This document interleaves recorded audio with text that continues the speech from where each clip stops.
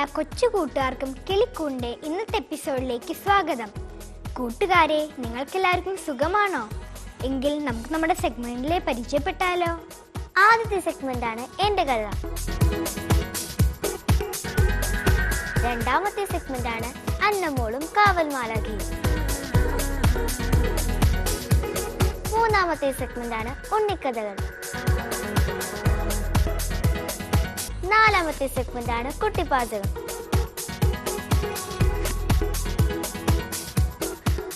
കൂട്ടുകാരെ, എങ്കിൽ നമുക്ക് നമ്മുടെ ആദ്യത്തെ സെഗ്മെന്റിലേക്ക് പോയാലോ? ആദ്യത്തെ സെഗ്മെന്റ് ആണ് എന്റെ കഥ. ഇന്ന് എന്റെ കഥയിൽ ആരൊക്കെയായിരിക്കും വരാൻ പോകുന്നത്? നമുക്കൊന്ന് കണ്ടുനോക്കാം എന്റെ കഥ.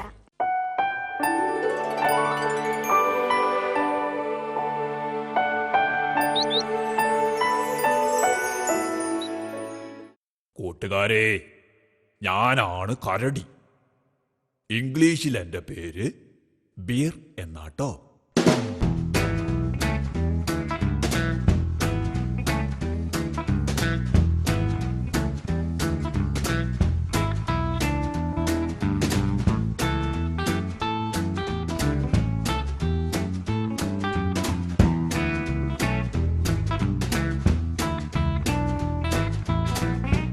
ഉൻസിഡെ കുടുംബത്തിൽപ്പെട്ട ഒരു വലിയ സസ്തനിയാണ് ഈ കരടി.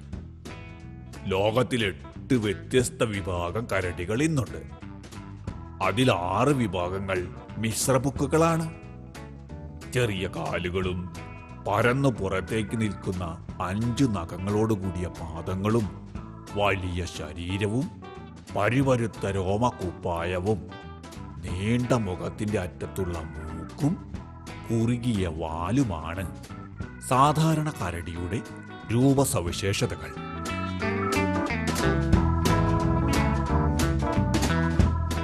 ചെറുജീവികളും സസ്യജാലങ്ങളുമാണ് സാധാരണ കരടിയുടെ പ്രധാന ഭക്ഷണം. മാംസം, മത്സ്യം, മുട്ട, പഴവർഗ്ഗങ്ങൾ, വിത്തുകൾ, ഇല, കിഴങ്ങ്, തേൻ എന്നിവയാണ് ഞങ്ങൾ ഭക്ഷിക്കുന്നത്. അപൂർവമായി പകലും ഉദയാസ്തമയ സമയങ്ങളിലും ഇര തേടാറുണ്ടെങ്കിലും ഞങ്ങൾ കരടികൾ പൊതുവെ രാത്രി സഞ്ചാരകരാണ്. ഞങ്ങളുടെ നല്ല ഘ്രാണശക്തി ഇര തേടാനും ശത്രുക്കളിൽ നിന്ന് രക്ഷപ്പെടാനും ഞങ്ങളെ സഹായിക്കാറുണ്ട്. വലിയ ശരീരപ്രകൃതി ഉണ്ടെങ്കിലും അതിവേഗം ഓടാനും നീന്താനും മരം കയറാനും ഞങ്ങൾക്ക് കഴിയും. ഇണചേരുമ്പോഴും പ്രത്യുൽപാദന സമയത്തും കുട്ടികളെ പരിപാലിക്കുന്ന സമയത്തൊഴിച്ച് ഞങ്ങൾ പൊതുവെ ഒറ്റയ്ക്ക് ജീവിക്കാനാണ് ഇഷ്ടപ്പെടുന്നത്. പ്രജനനകാലത്ത് 1 മാസത്തോളം ഇണയോടൊപ്പം ആൺകരടി ജീവിക്കുന്നു. പിന്നീട് പെൺകരടി പിരിഞ്ഞു പോകുകയും പെൺകരടി പ്രസവിക്കാനുള്ള സ്ഥലം അന്വേഷിക്കുകയും ചെയ്യും. ഇനി കൂട്ടുകാർക്ക് ഞങ്ങൾ കരടികളിൽ ചിലരെ പരിചയപ്പെടുത്തി തരാം. ഇന്ത്യയിലെ എല്ലാ വനങ്ങളിലും ഹിമാലയം മുതൽ പാറക്കെട്ടുകൾ നിറഞ്ഞ വനപ്രദേശങ്ങളിലും കാണപ്പെടുന്ന കരടി വിഭാഗമാണ് തേൻ കരടി അഥവാ അലസൻ കരടി. ഇംഗ്ലീഷിൽ സ്ലോത്ത് ബിയർ. നീണ്ട മുഖഭാഗം, നീണ്ട കീഴ്ചെറി, പരിവരുത്ത നീളമുള്ള മുടി, കുറുകിയ പിൻകാലുകൾ, ചെറിയ കണ്ണുകൾ എന്നിവയാണ് അവയ്ക്കുള്ളത്. നഖങ്ങൾക്ക് നല്ല വെള്ള നിറവുമാണ്. തേൻ കരടികൾ പകൽ ഗുഹകളിൽ വിശ്രമിച്ച് സന്ധ്യയോടെ ഇര തേടാനിറങ്ങും. ഫലങ്ങളും ഷഡ്പദങ്ങളും ചിതലുകളും ആഹാരമാക്കുന്ന തേൻ കരടി മരത്തിൽ കയറി വൻതേനും പനയിൽ കയറി മദ്യവും കുടിക്കാറുണ്ട്. പഴകിയ മാംസം ഭക്ഷിക്കാറുള്ള തേൻകരടിക്ക് കരിമ്പിൻ നീരും ഇഷ്ടമുള്ള ഭക്ഷണ വസ്തുവാണ്. ജൂൺ ജൂലൈ മാസങ്ങളിൽ ഇണചേരുന്ന പെൺ തേൻകരടി ഡിസംബർ ജനുവരി മാസങ്ങളിൽ 1-2 കുഞ്ഞുങ്ങളെ പ്രസവിക്കുന്നു. 7 മാസമാണ് ഗർഭകാലം. കുഞ്ഞുങ്ങളെ പെൺകരടി പുറത്തേറ്റി നടക്കും. 2-3 വർഷം വരെ കുഞ്ഞുങ്ങൾ അമ്മയോടൊപ്പം കഴിയും.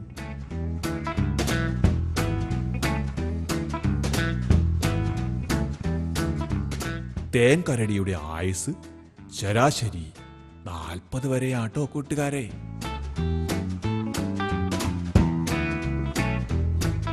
തെക്കേ അമേരിക്കയിൽ കാണപ്പെടുന്ന ഒരിനം കരടിയാണ് കണ്ണാടിക്കരടി. നേത്രങ്ങൾക്ക് ചുറ്റുമുള്ള ഇളം മഞ്ഞ നിറം മൂലമാണ് കണ്ണാടിക്കരടിക്ക് ഈ പേര് ലഭിക്കാൻ കാരണം.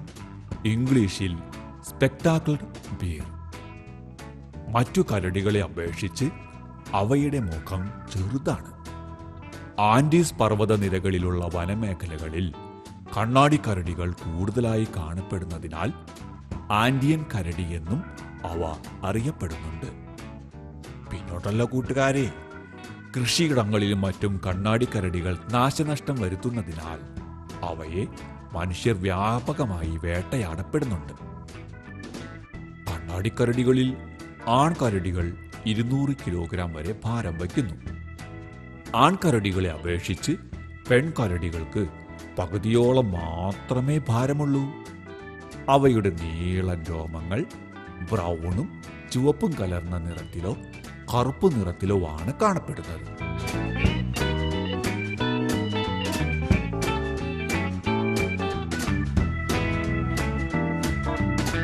പകൽ സമയത്ത് അധികവും വിശ്രമിക്കുന്ന കണ്ണാടിക്കരടികൾ രാത്രി സഞ്ചാരികളാട്ടോ കൂട്ടുകാരെ.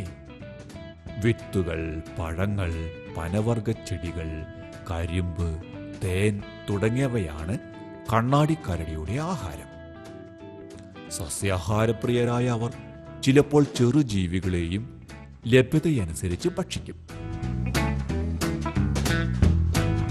കണ്ണാടിക്കരടികൾ പ്രത്യേകതര ശബ്ദം പുറപ്പെടുവിച്ചാണ് ആശയവിനിമയം നടത്തുന്നത്.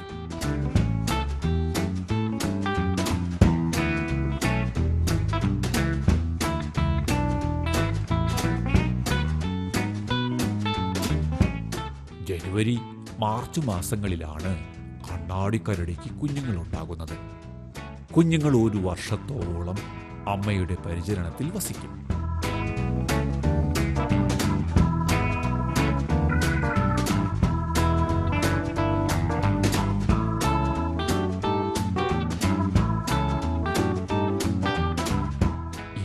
വയസ്സ് വരെയാണ് കണ്ണാടിക്കരടികളുടെ ശരാശരി ആയുസ്.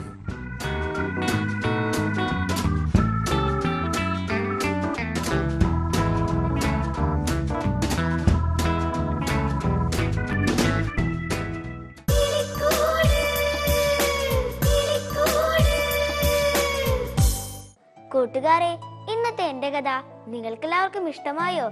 എങ്കിൽ നമുക്ക് ഒട്ടും വൈകാതെ അടുത്ത സെഗ്മെന്റിലേക്ക് കടക്കാം. അടുത്ത സെഗ്മെന്റ് ആണ് അന്നമോളും കാവൽ മാലാഖയും. ഇന്ന് അന്നമോളുടെ സംശയം എന്തായിരിക്കും? നമുക്കൊന്ന് കണ്ടു നോക്കാം. അന്നമോളും കാവൽ മാലാഖയും.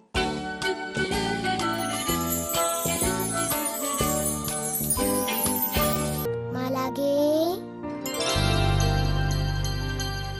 ഹായ് അന്നമോളെ. ഹായ് മാലാഖേ.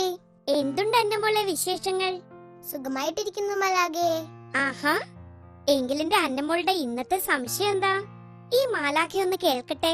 അത് മുളയെ പറ്റിയോ മാലാഖേ? മുളയെ പറ്റിയോ? അതെ മാലാഖേ.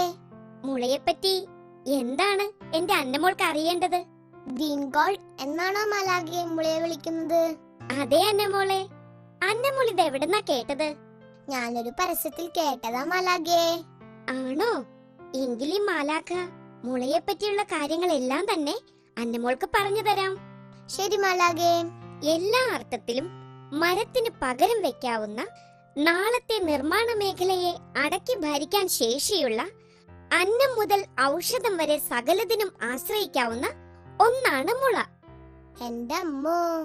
അതുകൊണ്ട് തന്നെ 2018 കേന്ദ്ര ബജറ്റിൽ 1290 കോടി രൂപയാണ് സർക്കാർ മുളം കൃഷിയെയും അതുമായി ബന്ധപ്പെട്ട വ്യവസായങ്ങളെയും പ്രോത്സാഹിപ്പിക്കുന്നതിനായി നീക്കിവെച്ചത്. ഇംഗ്ലീഷിൽ മുളയുടെ പേര് ബാംബു എന്നാണ്.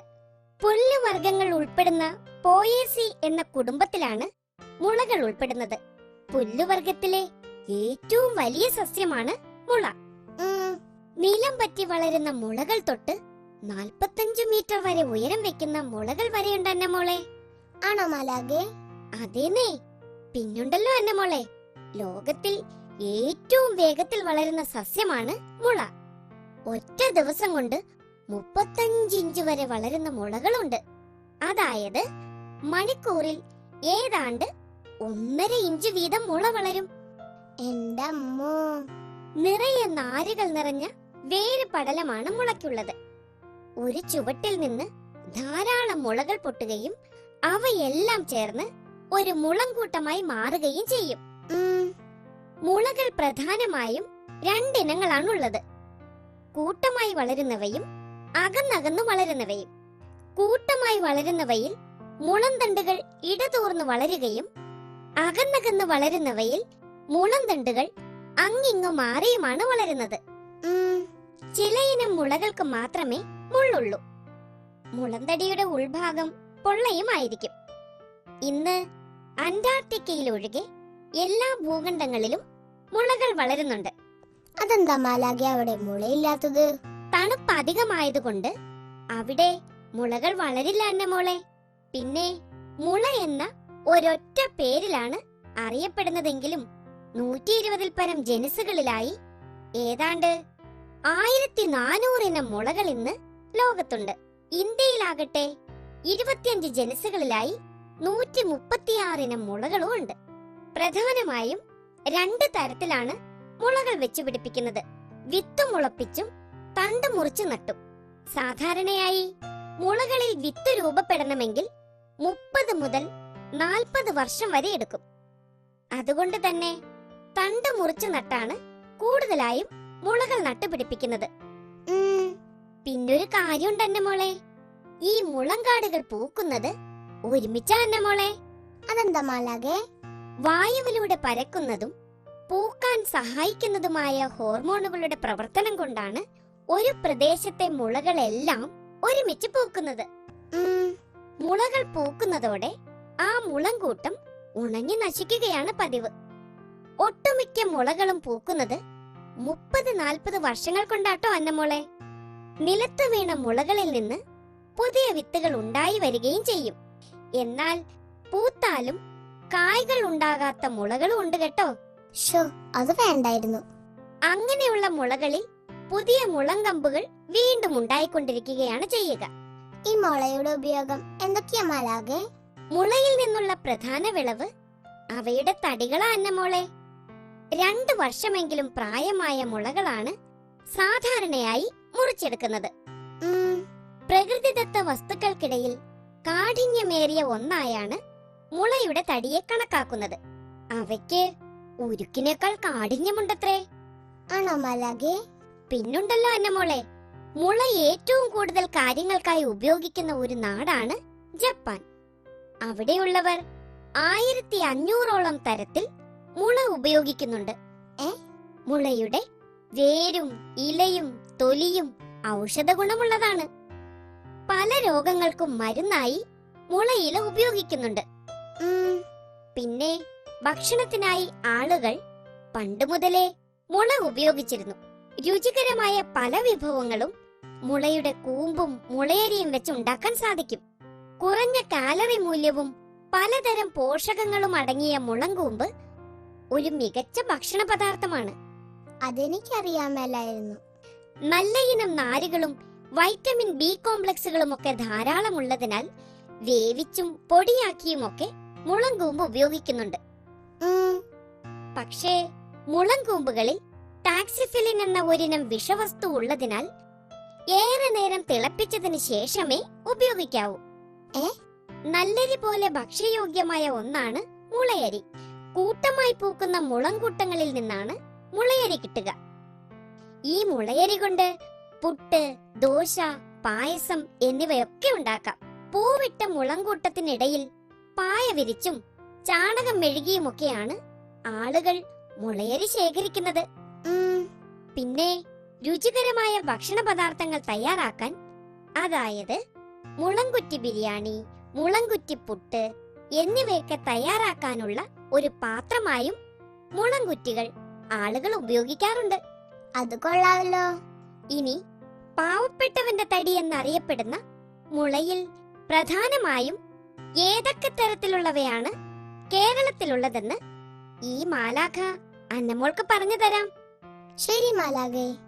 ഏണിമുള, ബാൽക്കൂവമുള, പച്ചമുള, കല്ലൻമുള, പാറമുള, നീളൻ കല്ലൻമുള, ബിലത്തിമുള, ഈറങ്കോൽ മുള എന്നിവയാണ് കേരളത്തിൽ വളരുന്ന പ്രധാനപ്പെട്ട മുളയിനങ്ങൾ. ഇനി കേരളത്തിലെ അലങ്കാര മുളകളെ പറ്റി പറയാം.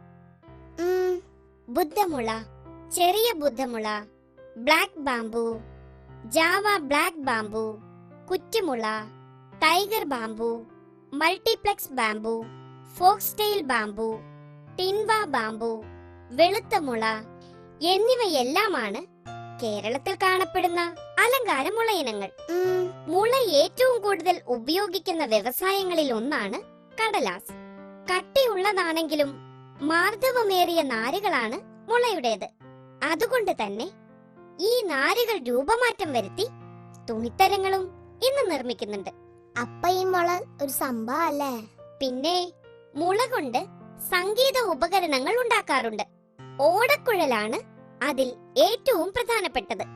ഫിലിപ്പീൻസിലെ മുള ഓർഗൻ, ഇന്തോനേഷ്യയിലെ കാലുങ്ക, ബാലിയിലെ റിൻഡിക് എന്നിവയൊക്കെ മുള കൊണ്ട് നിർമ്മിക്കുന്ന വാദ്യോപകരണങ്ങളാണ്. അതെനിക്കറിയാമല്ലായിരുന്നു. കണ്ടാൽ വളരെ ബലമുണ്ടെന്ന് തോന്നുമെങ്കിലും മുറിച്ച മുളന്തണ്ടുകൾക്ക് ആയുസ് കുറവാ.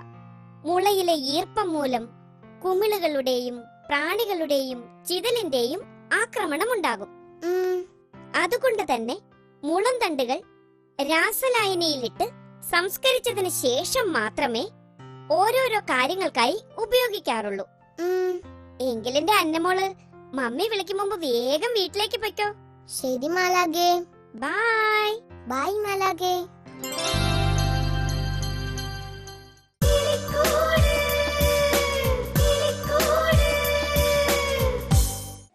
അന്നമോളുടെ സംശയം കാരണം എന്തോരം കാര്യങ്ങളാണ് നമുക്ക് അറിയാൻ സാധിക്കുന്നത് അല്ലേ കൂട്ടുകാരെ?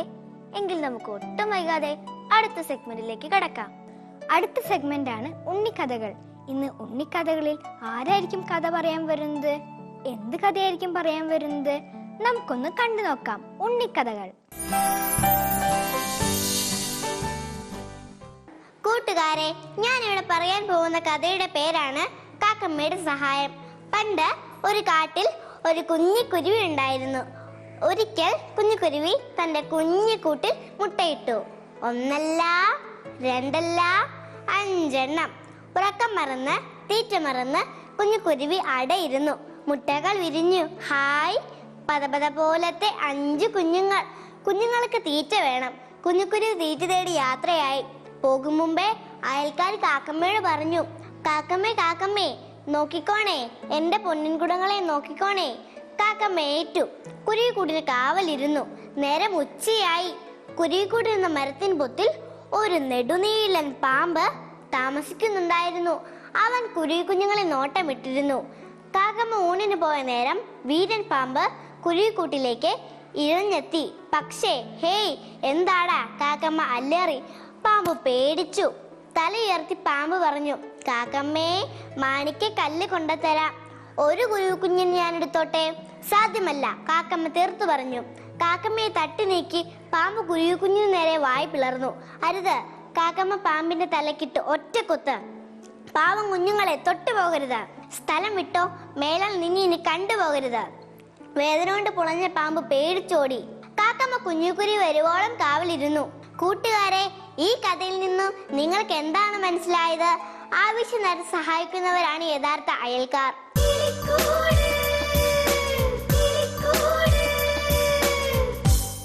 ഇന്നത്തെ ഉണ്ണിക്കഥ കൂട്ടുകാർക്കെല്ലാം ഇഷ്ടമായില്ലേ? നല്ല മെസ്സേജ് ഉള്ള കഥയായിരുന്നില്ലേ അത്? എങ്കിൽ നമുക്ക് ഒട്ടും വൈകാതെ അടുത്ത സെഗ്മെന്റിലേക്ക് കടക്കാം. അടുത്ത സെഗ്മെന്റ് ആണ് കുട്ടിപ്പാചകം. ഇന്ന് കുട്ടിപ്പാചകത്തിൽ മീൻ നമ്മളെ എന്തായിരിക്കും പഠിപ്പിക്കാൻ പോകുന്നത്? നമുക്കൊന്ന് കണ്ടു നോക്കാം കുട്ടിപ്പാചകം.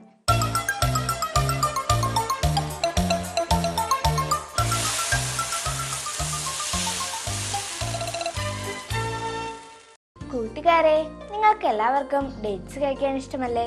അപ്പൊ നമുക്കിന്ന് ഡേറ്റ്സ് വെച്ച് ഒരു ലഡു ഉണ്ടാക്കാൻ പഠിച്ചാലോ? Dates coconut laddu. ഇതിനാവശ്യമായിട്ടുള്ള സാധനങ്ങൾ എന്തൊക്കെയാണെന്ന് നോക്കാം. ആദ്യമായി നമുക്ക് വേണ്ടത് ഡേറ്റ്സ് ആണ്. ഞാനിവിടെ 10 ഡേറ്റ്സ് കുരു കളഞ്ഞ് എടുത്തിട്ടുണ്ട്. അടുത്തതായി നമുക്ക് വേണ്ടത് കാരമലൈസ് ചെയ്ത നട്ട്സ് ആണ്. ഇത് 1 ടേബിൾ സ്പൂൺ ആണ് വേണ്ടത്. ഇത് ഉരുക്കിയ പഞ്ചസാരയിൽ നട്ട്സ് ഇട്ട് ഇളക്കിയെടുത്തതാട്ടോ. ഇനി നമുക്ക് വേണ്ടത് കണ്ടൻസ് മിൽക്ക് 1 ടേബിൾ സ്പൂൺ. അവസാനമായി നമുക്ക് വേണ്ടത് തേങ്ങ ചുരുണ്ടി വെള്ളം കളഞ്ഞെടുത്തത് 1/4 കപ്പ്. എങ്കിൽ നമുക്കിത് ഉണ്ടാക്കി തുടങ്ങാം. ആദ്യമായി നമുക്ക് ഡേറ്റ്സ് മിക്സിഡ് ജാറിലേക്ക് ഇടാം.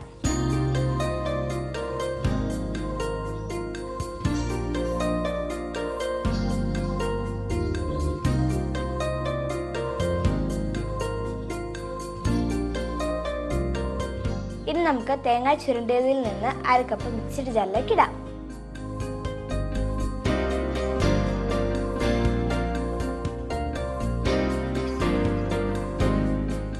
അടുത്തതായി നമുക്കിതിലേക്ക് കണ്ടൻസ് മിൽക്ക് ചേർക്കാം.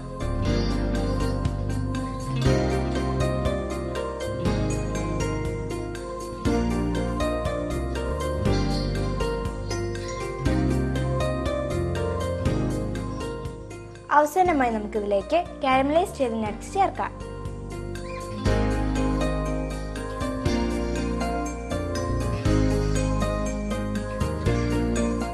ഇനി നമുക്കിത് നന്നായിട്ടൊന്ന് മിക്സ് ചെയ്തെടുക്കാം.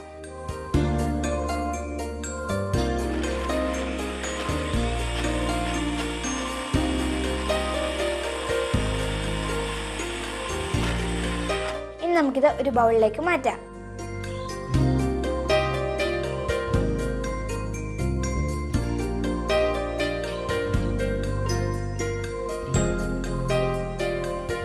ഇനി നമുക്കിത് ലഡുവിന്റെ ആകൃതിയിൽ ഉരുട്ടിയെടുക്കാം.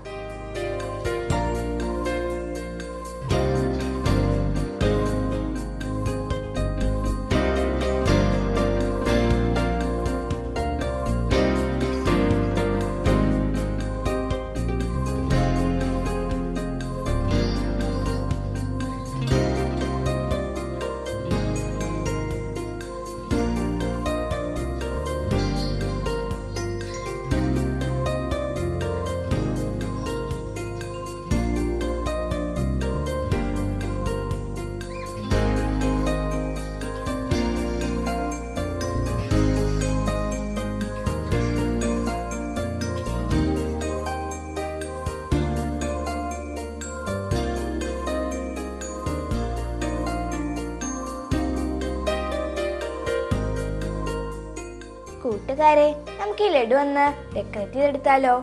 അതിനായി നമുക്ക് ഈ ലഡു ഓരോന്നും തേങ്ങാപ്പിരിയിൽ നന്നായി പൊതിഞ്ഞെടുക്കാം.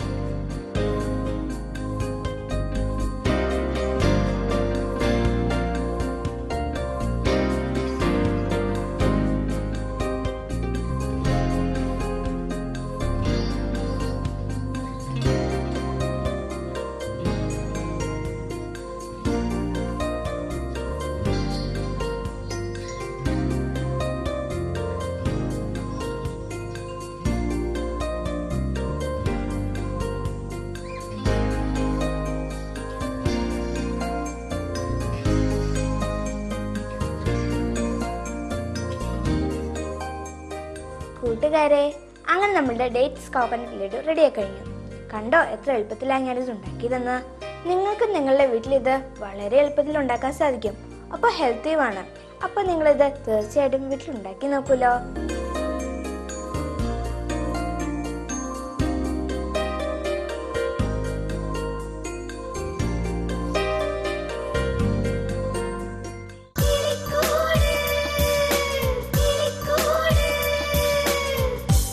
കൂട്ടുകാരെ, മീര ഉണ്ടാക്കിയ വിഭവം നിങ്ങൾക്കെല്ലാവർക്കും ഇഷ്ടമായില്ലേ? എങ്കിൽ നിങ്ങൾ എന്തായാലും ഇതൊന്ന് വീട്ടിൽ ട്രൈ ചെയ്ത് നോക്കണേ. കൂട്ടുകാരെ, നിങ്ങൾക്ക് ഇന്നത്തെ എപ്പിസോഡ് ഇഷ്ടമായെങ്കിൽ നിങ്ങളുടെ അഭിപ്രായങ്ങളും നിർദ്ദേശങ്ങളും ഞങ്ങളെ എഴുതി അറിയിക്കാൻ മറക്കല്ലേ. അതിനായി ഞങ്ങളുടെ address: the producer, Kilikkoodu, divine vision, divine retreat centre, Muringoor PO, Chalakudy, pin 680309, phone 8606460033, kilikkud@gmail.com.